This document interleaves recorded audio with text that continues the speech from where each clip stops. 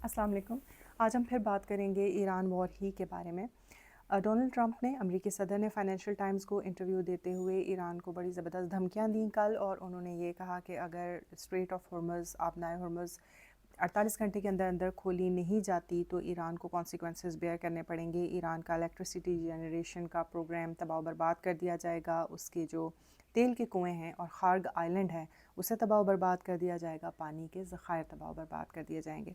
ये सवाल तो अपनी जगह पे है कि जो इंटरनेशनल लॉज हैं वो क्या कहते हैं सिविलियन इंफ्रास्ट्रक्चर को तबाह बर्बाद करने की धमकियां देने या अमलन ऐसा करने पर। अहम सवाल इस वक्त ये है कि आप ईरान के तेल के कुएं और खार्ग जजीरा तबाह नहीं करना चाहते। खार्ग जजीरा वो जगह है जहाँ से ईरान का तकरीबन 90% तेल दुनिया भर को एक्सपोर्ट किया जाता है, और अमेरिकन ऑब्जेक्टिव्स के ये बिल्कुल ख़िलाफ़ बात है, क्योंकि इस वक्त अमेरिका की जंग का सबसे बड़ा जो ऑब्जेक्टिव है वो यही है कि तेल की तरसील में जो रखना आया है उसे किसी तरह दूर किया जा सके। ये बात ज़हन में रखें कि अगर आपने मेरा पहला वीलॉग देखा हो जो जंग के बारे में था, तो मैंने कहा था कि अमेरिका बग़ैर तैयारी के पराई जंग में कूद पड़ा है और ये जंग असल में इसराइल की है।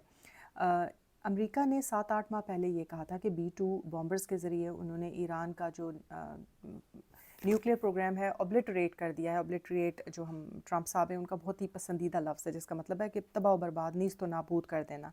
तो अगर उन्होंने वो न्यूक्लियर प्रोग्राम जो नीस्त नाबूद कर दिया था, 7-8 महीने बाद उन्होंने कहा कि वही प्रोग्राम हमारे लिए एक बहुत बड़ा फ़ौरी ख़तरा है जिसके लिए हम ये जंग कर रहे हैं, और इसके अलावा हम रजीम चेंज कर रहे हैं।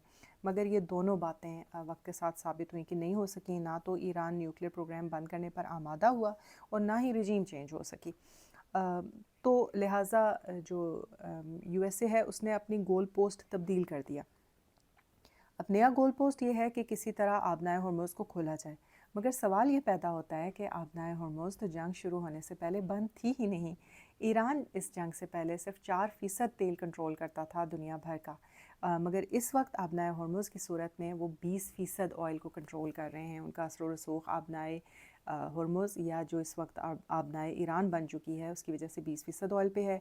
अगर वो हुथीज़ को साथ मिला देते हैं, और जो उनके साथ ही हैं, लेकिन रेड सी पर अगर अटैक करने का प्रोग्राम बन जाता है तो 12 से 14% मज़ीद तेल जो है वो ईरान के इन्फ्लुएंस में आ जाएगा। ये वो सिचुएशन नहीं थी जो अमेरिका चाहता था। दूसरी